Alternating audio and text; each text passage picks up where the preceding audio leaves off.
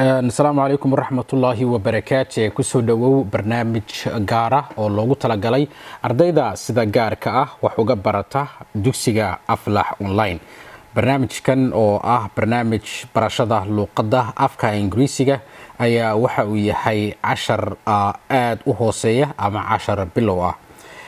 sida aan ognayba luqadda marka aad baranaysid waxyaalaha laga barto waxaa kamid ah waxyaalaha daruuriga ah ama basiga loo yaqaano in uu qofka uu ku qabsado waxyaalaha uu rabo maalinta inuu qabsado ama waxyaalaha daily work shaqooyinka maalintaas.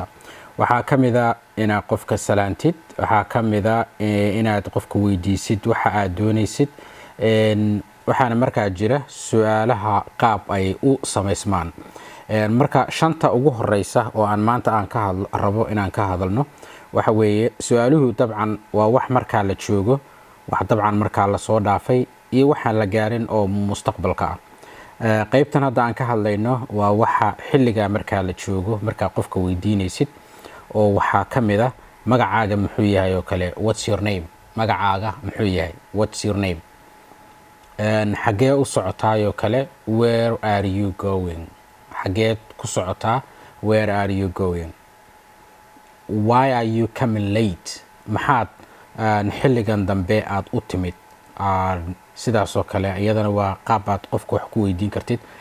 marka su'aalaha aan rabno inaan baranno waxa weeye ta koowaad waa where, waa xagee, where waa xagee, where xagee, what maxay ama maxaa weeye, what waxaa kamid ah what is your name, magacaaga muxuu yahay. what school do you go, iskuulkee ayaad aadaa. what do you do every day, maalin kasta maxaa qabataa. what's your work, shaqadaadu maxay tahay. so marka ereyadaasaad la isticmaali kartaa ereyga su'aaleedka what. ereyga ku xiga oo aanu baranayno waxa weeye how oo ah sidee ama caynkee, sidee ama caynkee. tusaalayaasheedana waa inoo soo socdaan. waxaa kamid ah how waxaa la yiraahdaa how is your friend, how is your friend, sidee buu saaxiibkaa yahay. waxaa kaloo kamid ah how old are you, imisa meeqa jir ayaa tahay, imisa ama meeqa jir ayaa tahay. ereyga marka how af Soomaali ahaan waxay badan buu noqon karaa, imisa buu noqon karaa, sidee buu noqon karaa, caynkee buu noqon karaa. how old are you, imisa jir ayaa tahay ama meeqa jir ayaa tahay.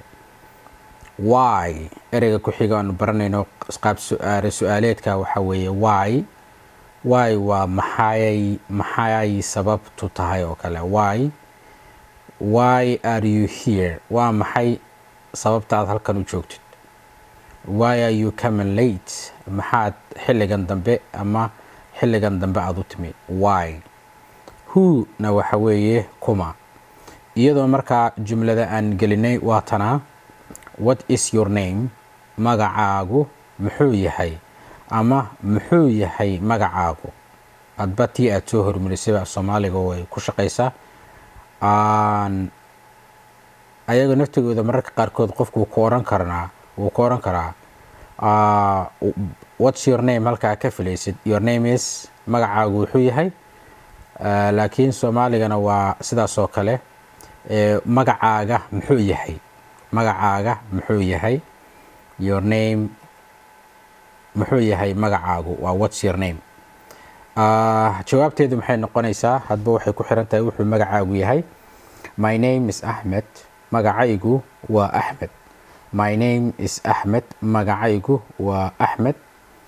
su-aasha kale where do you live, xagee baad ku nooshahay. where do you live, xagee baad ku nooshahay. where do you live, xagee baad ku nooshahay. where do you live, xagee ku nooshahay. I live in America, waxaan ku noolahay Mareykanka. I live in America, waxaan ku noolahay Mareykanka. hadba waxay ku xiran tahay meesha aad ku nooshahay meesha aad ku nooshahay ayaad ku qoran ku bedelan kartaa. I live in Somalia, waxaan ku noolahay in Somalia. I live in Kenya, waxaan ku noolahay Kenya. So that's how you can change. Waa sida aad hadba aad u bedelan kartid. How old are you? How old are you? Imisa jir ayaa tahay? Imisa jir ayaa tahay? Ama meeqa sano ayaa jirtaa? Waa how old are you? Jawaabteedu waxay noqon kartaa hadba intaa jirtid, laakiin halkan tusaale ahaan waxaan ugu soo ku qornay I'm 30 years old. Waxaan jiraa 30 sano. Waa tusaale I am 30 years old. Waxaan jiraa anigu waxaan jiraa 30 sano, ama waxaan ahay 30 jir. Anigu waxaan ahay 30 jir. 30 ayaan jiraa. Why are you here? Why are you here? Waa maxay sababta halkan aad u joogtid, ama maxaad halkan u joogtaa? Maxaad halkan u joogtaa? Why are you here? I work here. I work here. Waan ka shaqeeyaa. Waxaan ka shaqeeyaa halkan. I work here. Waxaan ka shaqeeyaa halkan. Who is the store manager? Waa kuma maamulaha. Waa kuma maamulaha dukaanka. Waa kuma maamulaha dukaanka.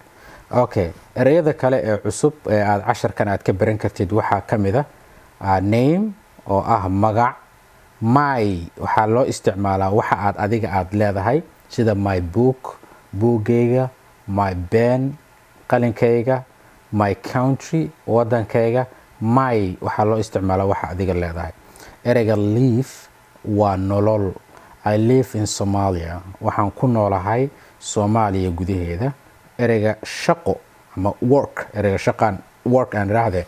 Ereyga work waxaa weeye shaqo. I work in Somalia. Waxaan ka shaqeeyaa Soomaaliya. I work for this company. Waxaan u shaqeeyaa company-gan. Questions wixii su'aalaha waad ii soo diraysaa. Waxaan isku daydaa in adiga naftigaaga aad soo samayn kartid sentenisyo iyo jumlad.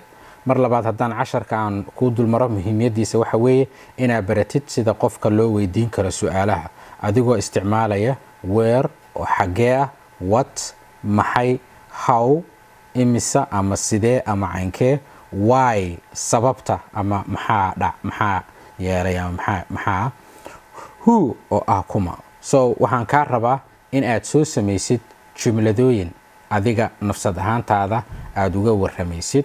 Where do you live? Waxaan kaa rabaa inaad ka soo jawaabtid. What do you do? Waxa aad ka shaqaysid ama shaqo aad soo qabatid. How is your vacation? Sida uu yahay vacationkaaga, ama how is your work? Sida ay tahay shaqadaada. Why do you like it? Shaqadaas iyada ah maxaad ku jeceshahay? Who is your manager? Yaa manager ku ah. intaasna waxaan kaa sugayaa jawaabtooda. casharkani waa cashar gaar ah oo aan u dirnay ardayda wax ka barta dugsiga Aflax online. haddii aad jeceshahay inaad ka mid noqotid ardayda sida gaarka ah wax uga barata iskuulka Aflax, waxaad nagala soo xiriiri kartaa emailka aflax@afkayga@gmail.com. inta aanu ku kulmi doono barnaamij ku xiga waa aniga oo ah Axmed. waxaan kaaga tegayaa asalaamu calaykum waraxmatullaahi wabarakaatu.